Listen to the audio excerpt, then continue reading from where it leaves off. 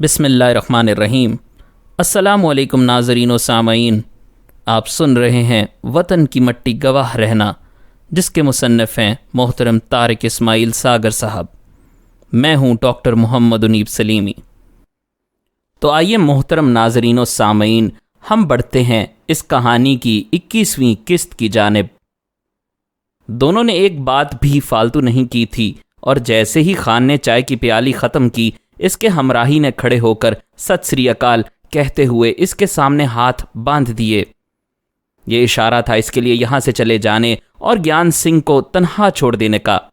दमे रुखसत इसने ज्ञान सिंह की आंखों में नमी तैरती हुई महसूस कर ली थी। ज्ञान सिंह से अलग होकर वो भी कदरे परेशान सा हो गया था। जाने ये कौन था, इसका नाम क्या था? इसकी आंखों में तैरती नमी ने इस बात का एहसास तो खान को दिला दिया था कि ज्ञान सिंह ने भी इसकी तरह अपनी शख्सियत पर जाने कितने खौल चढ़ा रखे हैं, और वो कोई गैर नहीं, इसका ही हम वतन और हम मजहब है। जाने इस जैसे कितने पाकिस्तानी अपनी जाने हथेली पर लिए यहाँ सरगर्म अमल हैं।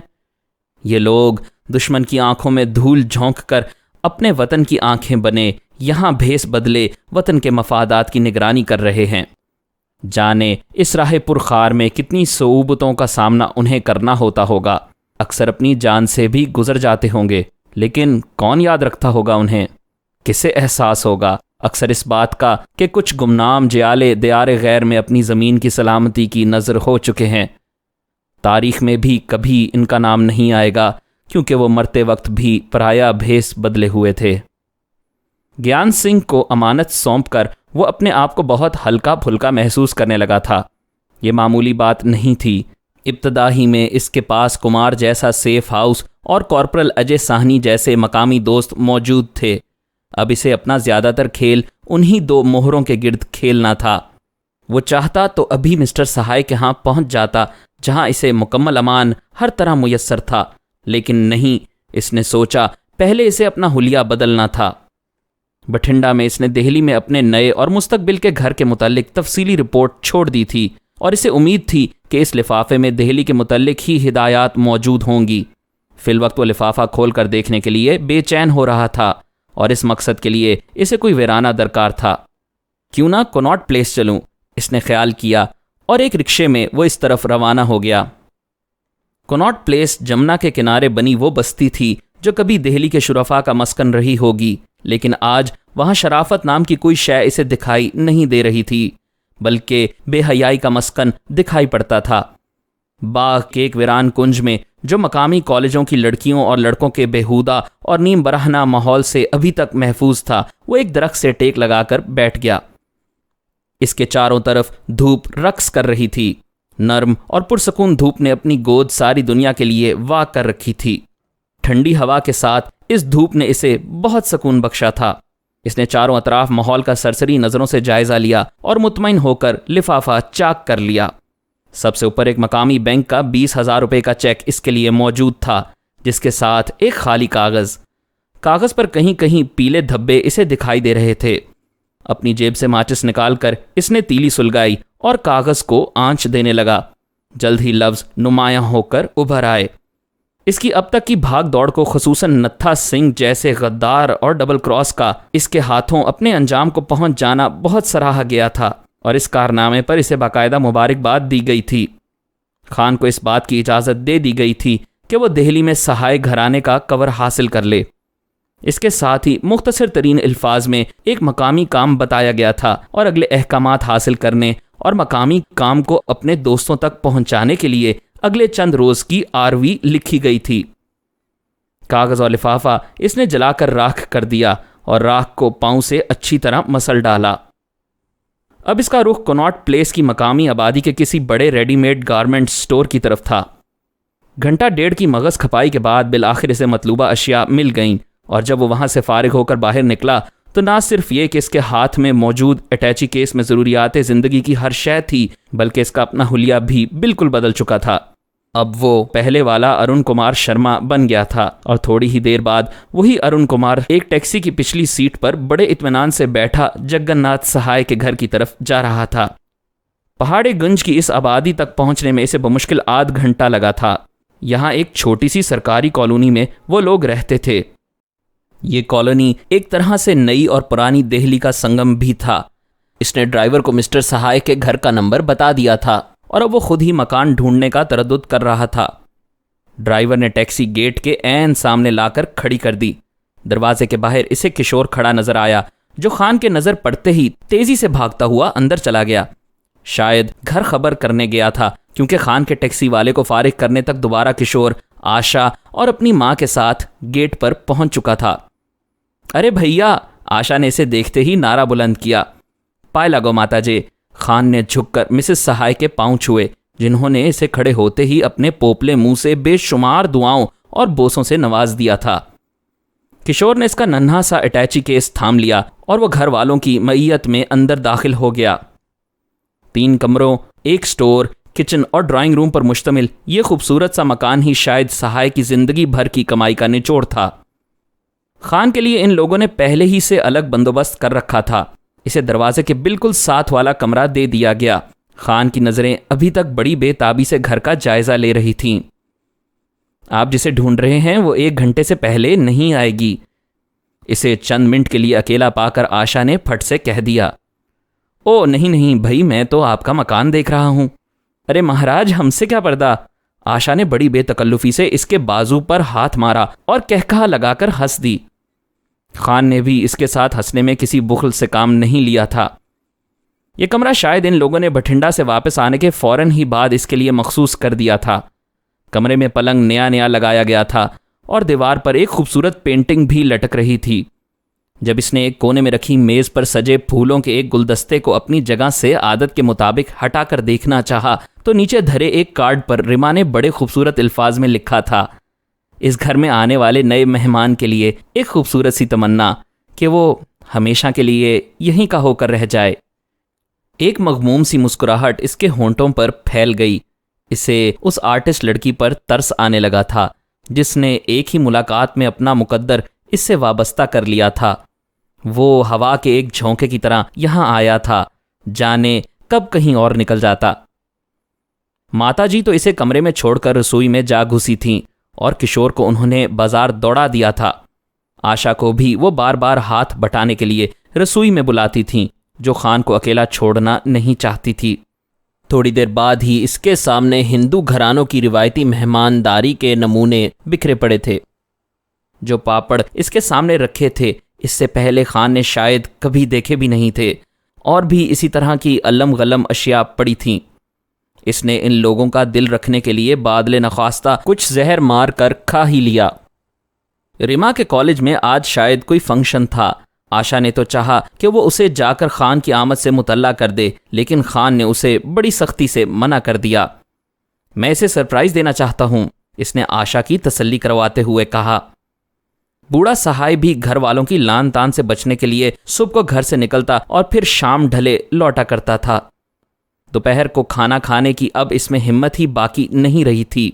माताजी से इजाजत लेकर वो आशा और किशोर को अपने साथ लेकर कहीं सैर के बहाने बाहर निकल आया। इसने इस दौरान दोनों बहन भाइयों की ख्वाहिशात और कमजोरियों का अंदाजा लगा लिया था। किशोर को अपने हाथ में रखना यूं भी इसके लिए नागुजीर था। ये लड़का किसी भी वक्त बिगड़कर इसके लिए दुश्वारियां पैदा कर सकता था। दोनों को साथ लेकर सबसे पहले वो बैंक पहुंचा। इतनी बड़ी रकम का चेक कैश करवाते हुए उन्होंने शायद पहली मर्तबा किसी को देखा था। यूं तो इस घर के सभी मेंबरान इसकी अमारत के कायल थे, लेकिन इसने किशोर को बतौर खास आज मरऊब किया। यहां से दोनों बहन भाइयों के साथ वो दिल्ली के एक बड़े होटल में जा पहुंचा। खान ने वाज़े तौर पर महसूस किया जैसे इसने दोनों की कई जन्मों की छुपी हुई ख्वाहिश को पूरा कर दिया हो, लेकिन वो बेचारे एहसास कमतरी के हाथों खासे दबे दबे नजर आ रहे थे। जिस ख्याली दुनिया को उन्होंने अपना मस्कन बना रखा था, वहां ऐसे होटलों में जाने की ख्वाहिश तो जरूर जन्म लिया करती है, लेकिन अमली जिंदगी में शायद वो इसके नजदीक फटकने का तसव्वुर भी नहीं कर सकते थे। और आज भगवान की दिया से उन्हें ऐसा भाई मिल गया जिसने उनके इस ख्वाब को हकीकत का रूप दे दिया। दोनों इस पर मिटे जा रहे थे। होटल से फारिग होते ही वो लोग अब एक बड़ी मार्केट का रुख कर रहे थे। अपनी तरफ से वो इस खानदान पर बड़ा भरपूर हमला करने जा रहा था। इसने उस घर में बसने वाले एक एक फर्द की नफ्सियात को समझ लिया था। वो जान गया था ये सब लोग महरूमी की एक अनदेखी आग में सुलग रहे थे। घर में मौजूद असबाब का अंदाजा भी इसने बखूबी लगा लिया था और इसे यकीन हो चला था कि बूढ़े सहाय ने जिंदगी सिर्फ तनख्वाही पर गुजारी है।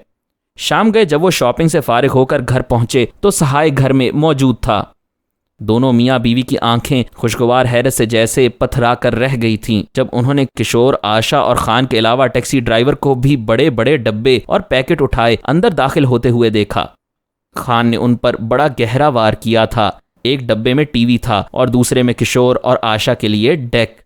बेटा, सहाय की तो जैसे जुबान ने हिलने से इनकार कर दिया था। बस बापूजी, एक लफ्ज़ भी ना कहिए, इससे आगे मेरा मन गवाही देता है कि ज़रूर किसी पिछले जन्म में आप मुझसे बिछड़ गए थे। हाँ, आप सब लोग।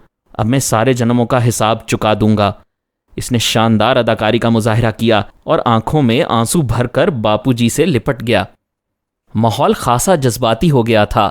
सहाय और मिसेस सहाय के अलावा दोनों बच्चे भी आंसू बहा रहे थे और चारों खान से बारी बारी लिपट कर इसे नजरे अकीदत पेश कर रहे थे। जाने बेचारे कब से तरस रहे थे इन दोनों चीज़ों के लिए। वो बेशुमार पैकेट इन दोनों चीज़ों के अलावा, जिनमें आशा और किशोर के लिए जीन्स, बापूजी और माताजी के लिए सिले और अनसिले कपड़े और रिमा के लिए 2 साड़ियाँ रखी थीं।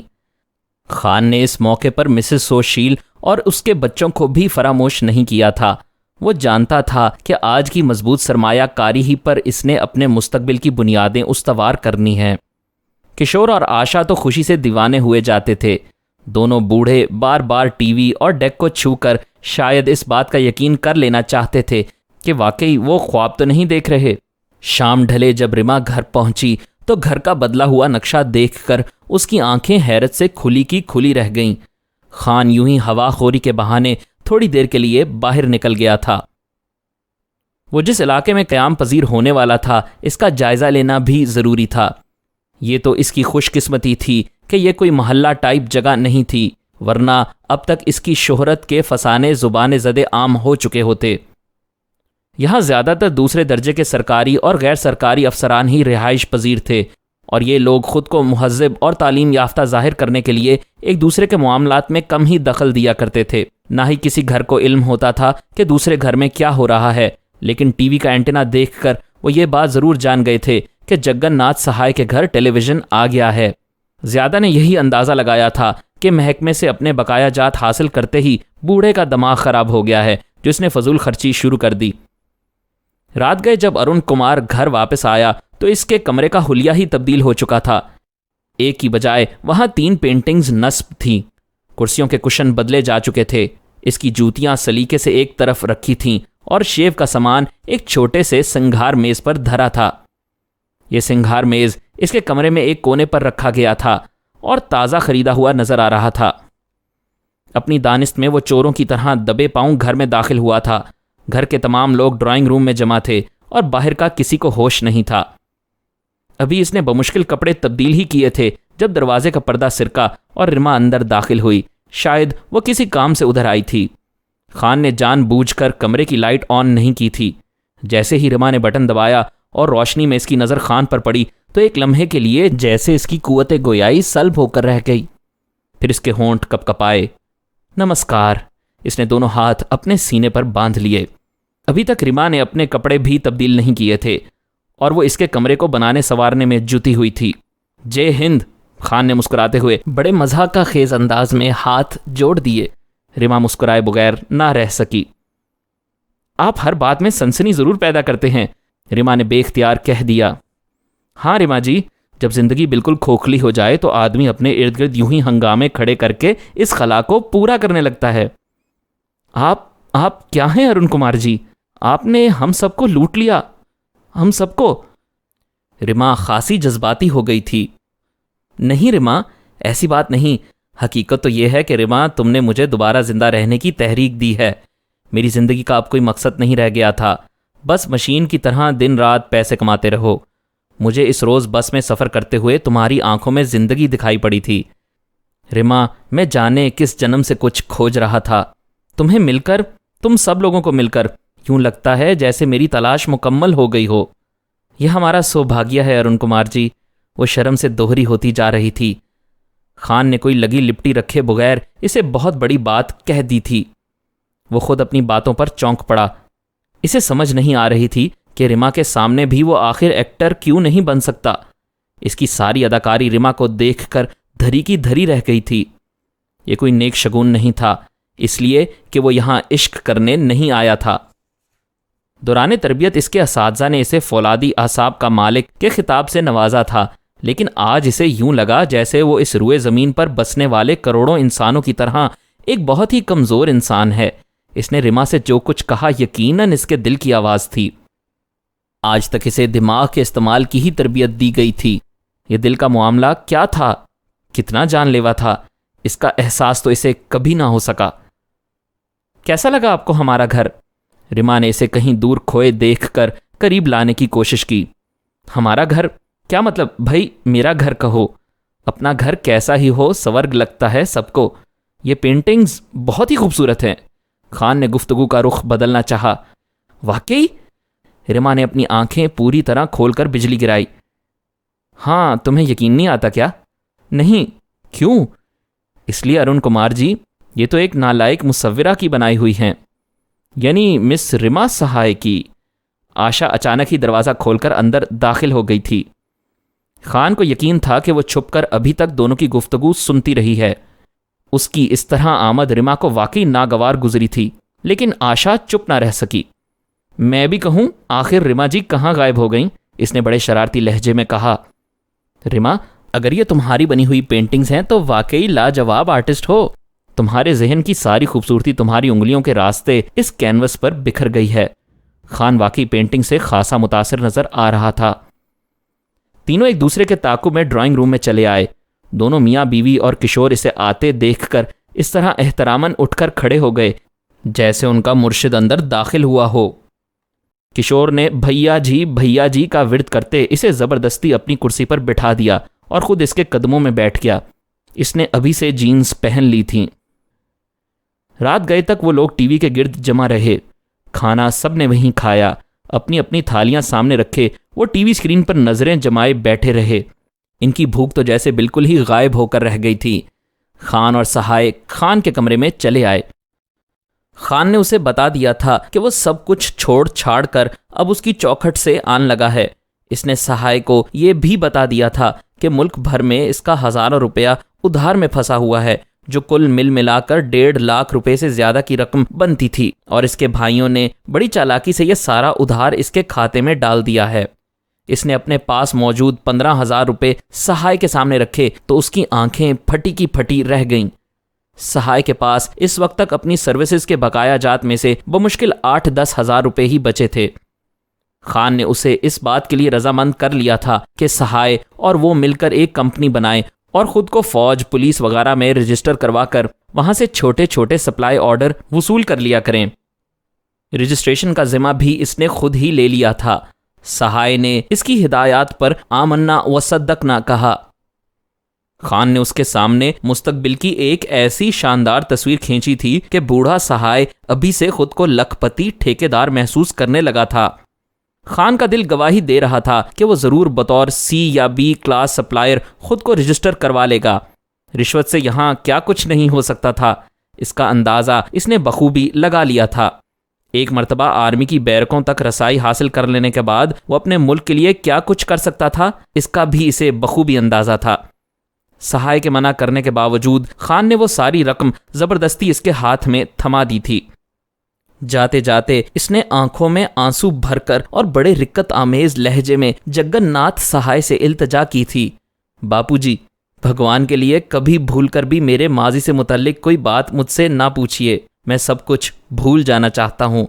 मैं ये समझ रहा हूँ कि मैंने आज ही आपके घर जन्म लिया है और पिछला जन्म मैं भूल चुका हूँ।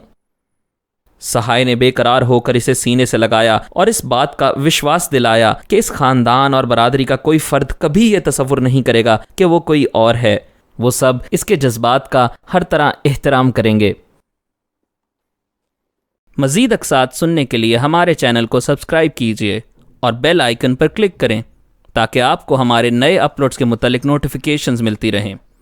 हमारी वीडियोस को लाइक और शेयर करें और कमेंट सेक्शन में हमें अपनी राय से आगाह करते रहें।